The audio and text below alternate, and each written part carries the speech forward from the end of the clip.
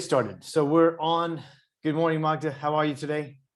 Good morning, Thom. I'm really fine, and welcome to everyone that is listening to our BiznesPolska live. Yes, glad to have them. A growing crowd every day, and people are sending out around, and viral marketing is working. So we're getting a larger audience actually every day right now. So that's good news. Okay, let's jump on to the first story. Nivea brand in 141 million zlotys expansion of Poznań plant. Bayersdorf Manufacturing Poznań has signed a contract with Skanska for the expansion, reconstruction and modernization of a cosmetics factory and will double employment levels. Yeah, great. More German manufacturers pouring into Poland. Good news for Poznań as well. Do you use Nivea brand ever? I thought that you will ask me about it. Okay. Yeah, Nivea cream, the basic cream is very popular in Poland. My grandmother used it in the past, but I also use Nivea shower gel, for example. Yes. They have very good cosmetics. Good. So they're going to have more of it in Poland. Okay, next story. Orlen and Energa agree construction of Ostrołęka gas power plant. The new power plant will be built instead of a coal-fired unit in which 1.3 billion zlotys was invested, and its demolition is currently underway. The decision was made after Energa was taken over by Orlen. Incredible, yeah? Yeah. So, 1.3 billion zlotys invested in a coal-fired plant, and they just stop it. Yeah. Incredible. Well, okay. It's the same with a lot of money in Poland, but we don't talk about it. Okay. Yeah. Okay. All right. So that's of course more transition to green, clean, and gas fired, or in this case, a different type of source of energy. Okay. Next story. Let's go on.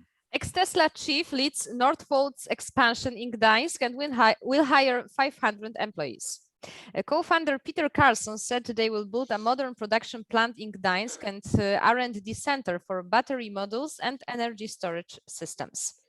Yeah, big deal. Northvolt, kind of born out of the Tesla automotive and battery storage world. So he's setting up major factory R&D in Gdańsk, production in Gdańsk, significant investment in green, clean energy, storage, and of course fund from promoting the EV as well as the electric automotive sector. So big news for Poland. That's not actually news, but the expansion that he's doing is pretty significant. And what's cool about that for Gdańsk, what they like about it is it diversifies their economy. It's not all doing IT guys, they're all doing SSEs. They're trying to balance the type of jobs that people have in a region. So good for them. Good luck, good job, or congrats to Gdańsk and congrats to Invest Pomerania. Okay, next story. E-commerce to benefit from huge VAT reform. From the 1st of July this year, companies that conduct cross-border sales over the internet are facing major changes in the field of VAT settlement. First of all, they will not have to register in every member state they sell to, as all VAT formalities will be handled by one-stop shop. Good news. Making things easier for people selling, small businesses selling things, sometimes big businesses selling things. But yeah, the VAT difficulties across Europe are so complicated. So this is an effort to consolidate that, to simplify that, and that's only good news. Okay, next story. Court consolidates US class action lawsuits against CD Projekt. In December 2020 and January this year, the company disclosed information about the filed class actions by law firms acting on behalf of a group of holders of American securities.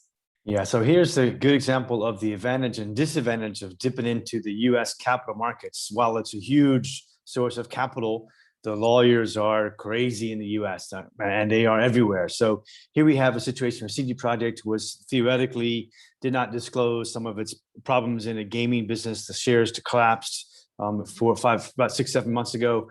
And U.S. lawyers are on it, saying you didn't disclose this thing. You were hiding information from the investors. Boom, we'll see what happens. Interesting to watch how that develops. Could be a really, really big settlement with CD Projekt and some of these U.S. investors. Okay, next story. A state-owned food conglomerate to be established. Narodowy Holding Spożywczy Gator Space. The national food holding is to be established this year.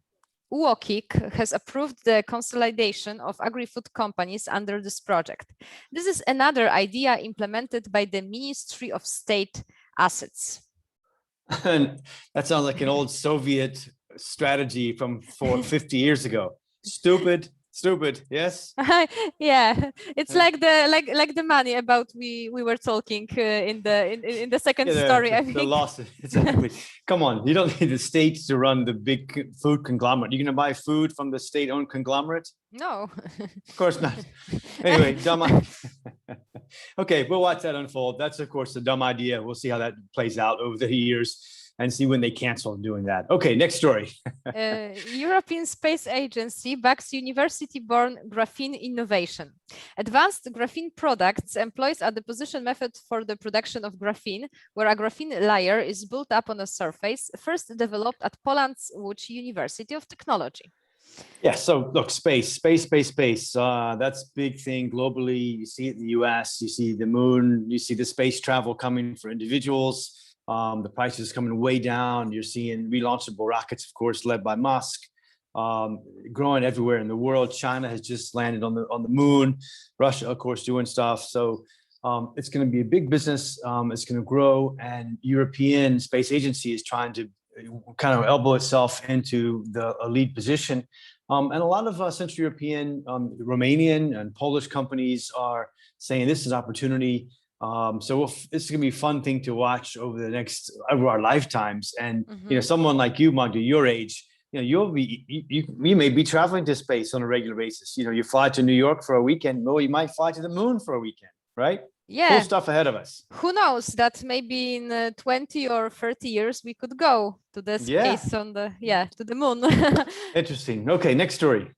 EU approves $21 billion Green Transition Fund. Poland, which employs over half of the 230,000 people working in Europe's coal industry, is in line for the biggest share, followed by Germany and Romania, both home to big coal mining regions. So big money coming Poland's direction for the transition from coal into green and clean. We've talked about it multiple times on this channel. We'll keep talking about it. EU pumping big money in to say stop polluting. Romania is going to benefit. Poland's going to benefit hugely. So we'll see more push to the clean green energy and more penalties for the polluters.